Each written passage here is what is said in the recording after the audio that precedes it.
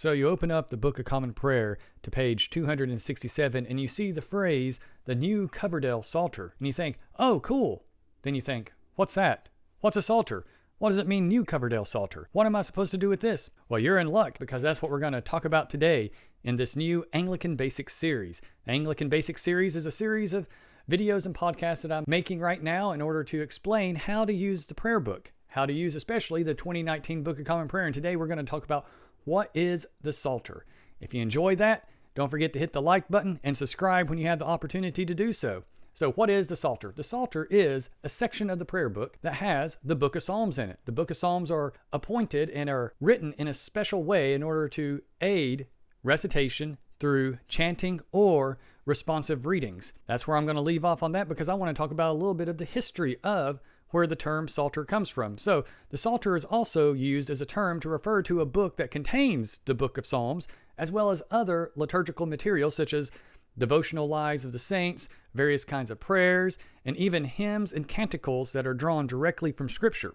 That's where we get that term Psalter from, but what's really interesting is that it's also connected to a word, psaltery. You know what a psaltery is? A psaltery is a stringed instrument that has been used since the Middle Ages, and maybe even before that you would pluck the strings on. You pluck those strings, and it creates sound, and it was used by singers to accompany their singing. It's a very simple instrument that is hard to use. You might think of a dulcimer or something like that if you're from Appalachia. That's what we use up here, but there's also still psalteries around, and they've been around for a long time.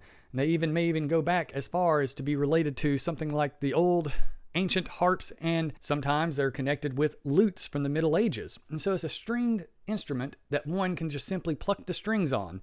The psaltery especially, was one without a fretboard. So it's just a series of strings. You might think of like a little portable harp that you could carry and pluck the strings on. And thus that sense of word psaltery has to do with the word plucking, which then connects back to why do we call the Psalter the Psalter? Well, the psaltery might have been used alongside that because you would use a simple stringed instrument to help you sing the Psalms or to chant the Psalms amongst a group of people or even for yourself. Psalter and psaltery are connected together, and thus a psalter ends up becoming a name used for the Book of Psalms that are arranged in a certain way for being able to sing them or chant them amongst a group or on your own. Right there we have the what is the Psalter?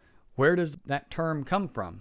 Also, why use a Psalter in worship instead of just the regular old Book of Psalms from the Bible? Well, the Psalter is a way of making sure everyone is on the same page, literally, that everyone has the exact same translation of the Psalms, because guess what? If everyone in your church is using the Book of Common Prayer, they can pull that prayer book out and you can say, turn to such and such Psalm on such and such page in the prayer book, and everyone has the exact same translation. Now, you can just put Bibles in all the pews and all the spaces for people to be able to use and make sure everyone just uses the exact same translation of the Bible. That might work well too, but there's a special aspect of the Psalter that a regular Book of Psalms does not contain. The Psalter has the Psalms arranged for chanting or responding to. And so within each psalm, you'll notice there's a little asterisk in the middle of every verse. That little asterisk tells you that that is a spot where the verse breaks in half. And so if you're chanting, you might chant the first half of that psalm with one chant tone and then chant the second half with a different chant tone. And you just go back and forth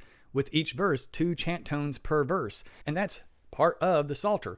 Those little asterisks can also be places where if you're just simply reciting them back and forth between the lector and the congregation, that can be a place where you break, where the lector reads the first half of that verse and then the rest of the congregation reads the second half of the verse. Or you can read responsively by whole verse. Churches do that in different ways in different places, but they typically have places where they use half verses, then places where they use whole verses in their responsive readings. Now that little asterisk has been in the Psalter since it was put in the prayer book. Every version of the Book of Common Prayer has a Psalter in it that has that asterisk in order to break the psalm verses in half to make them easier to sing. And also, alongside that, having the same translation of the Psalter that's used for years and years and years allows for lots of music to be created based on those particular psalms. Songs can be written, melodies can be written, all kinds of things can be written, and you don't necessarily have to print a new set of music every time you get a new prayer book because you're carrying the old psalms over into the new prayer book because you're always using the same set of psalms. Thus, the music can follow with it and be used for generations to come because you're not worrying about rewriting the Psalms, then you're having to rewrite the music or rewrite the chants, rewriting all these different melodies and things to go with the Psalter. The Psalter stays the same from prayer book to prayer book for the most part, with maybe a minor update here and there of spelling, or if there's a word that really was the wrong word to be used 100, 200 years ago, it's like you might get an update like that on occasion. Now, when you get to the 2019 prayer book, however, you notice that it says the new Coverdale Psalter. Why is it a new Coverdale Psalter? Who is Coverdale? Why does he have a Psalter named after him? That's a good question, and let's talk about that. Miles Coverdale was an early Bible translator in the 1500s who translated the Bible into English under King Henry VIII. And as the prayer book was then translated into English and all these liturgies came into it, Thomas Cranmer took Coverdale's version of the Psalms and incorporated them into the prayer book with those additions to it, with that asterisk breaking it down so it's easy to read responsively, to chant, or to sing easily with that back and forth between the people. He used that version of the Psalms in the prayer book, and thus it became called the Psalter within the prayer book, because that's what you call Psalms when they're incorporated into another book, especially a book of worship. The prayer book is a book for public worship, for private worship, for personal devotions, and thus it becomes known more as the Psalter when it's included in a work of worship like that, as opposed to just calling it the book of Psalms that you would find in a regular Bible that you would read. They also sometimes have different verse numbers associated with the Psalms. If you compare some Psalms between your translation in the Bible and the translation in the Book of Common Prayer, it might have more verses, not because there's more different verses in that, but it's just they number the verses differently in the Psalter, in the prayer book Psalter, because there was no regulation, there was no regularity of how verses got marked off in ancient books and ancient copies of the Bible. The versification of the Bible is actually a pretty new phenomenon in the last few hundred years. There was not a consistent way of numbering the Psalms, and so this Psalter gave consistency to it, and then as other Bibles got translated into English from the Hebrew, they numbered them differently, and that's become more and more consistent. And now all Bibles have the same consistency of numbering the verses in the Bible in order to maintain consistency from one translation to the next to the other. So we have all kinds of translations, but we can all turn to Matthew 28:16, and in every Bible, that's the beginning of the Great Commission at the end of the book of the Gospel of St. Matthew. So you have that. And so Miles Coverdale is who translated the Psalms that got used in the early prayer books, and that version of the Psalms got used from then on in the prayer book. That you had the 1549 to 1552, the 1559 to 1604, and then the 1662 prayer book. All of those in England used Miles Coverdale's version of the Psalms. They used the same Psalter, and thus all the music or anything that was composed was carried over from generation to generation to generation. Now, when the prayer book came into America, guess what? They kept using the same version of the Psalms. They changed other things in the prayer book, tweaked a few ways of how you might pray, how you might have services arranged. They took the general thanksgiving that's now found at the end of the morning and evening prayer. They took that and made it part of morning and evening prayer in the American prayer book tradition. In the 1662 Book of Common Prayer, that's a prayer in the Thanksgiving section of the extra occasional prayers. It's not part of morning and evening prayer in the 1662, but they added it to the regular recitation of morning and evening prayer in the American context. So there are some changes made in that regard of how the liturgy was shaped, but they kept the same Psalter. They kept the same Psalter through all the different translations until the mid-20th century and the beginning of liturgical reform and the beginning of reworking the prayer book and producing a new translation that came out, or a new edition that came out in 1979, which had a totally radically different version of the Psalms. Personally, I do not care for the Psalter in the 1979 Book of Common Prayer. I have never liked it, never wanted to recite from it, never wanted to try to chant it, never wanted anything to do with it.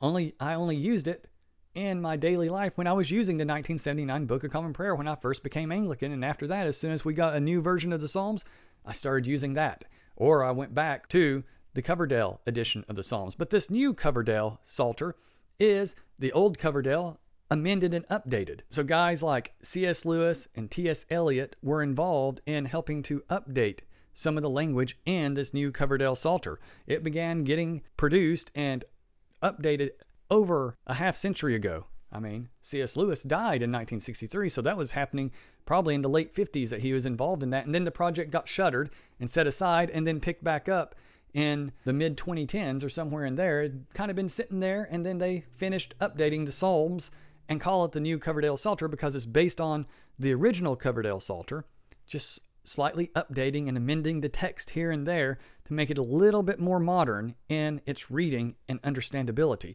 And so that's how we have this new Coverdale Psalter. So lastly, here before I wrap everything up, is how do you use the Psalter in the 2019 Book of Common Prayer? I love that question, and I love helping people understand how to do this.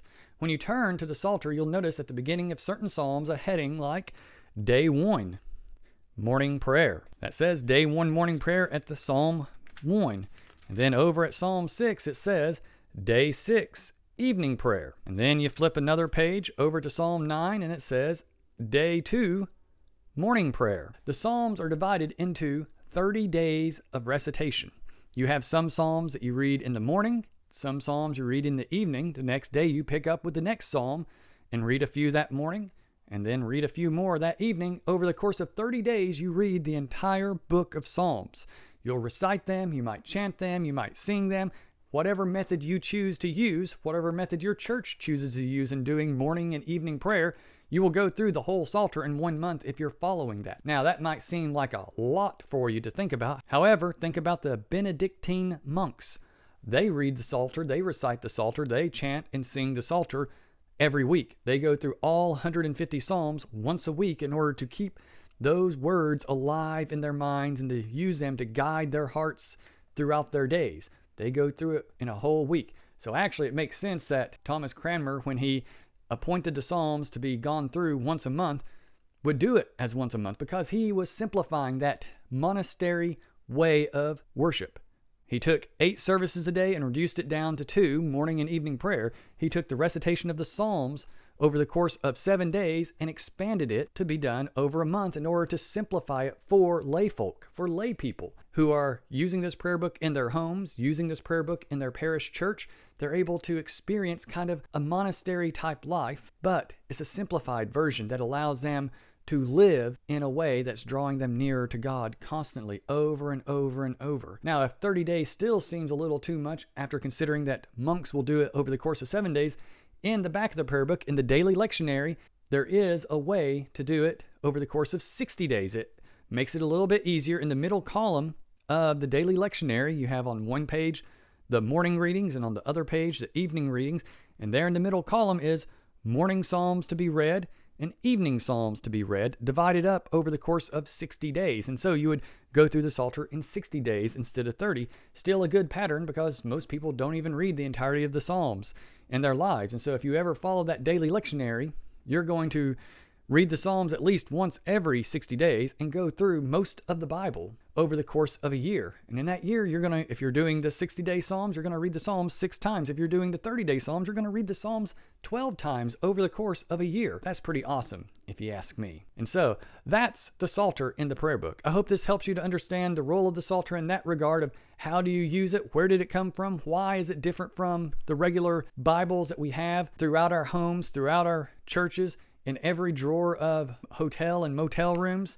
That is just simply a different translation placed in the Book of Common Prayer in order to help people have a consistent translation that they use in public worship for singing and chanting and reciting amongst the congregation. I hope that this will help you to discover that Psalter a little bit more, that you might go look at that Psalter if you own a prayer book, whether it's a 1928, even a 1979 prayer book.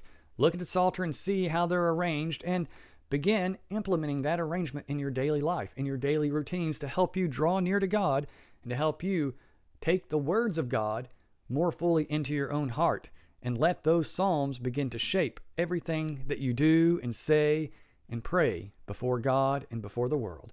So may the blessing of God Almighty, the Father, the Son, and the Holy Spirit be with you and remain with you always. Amen.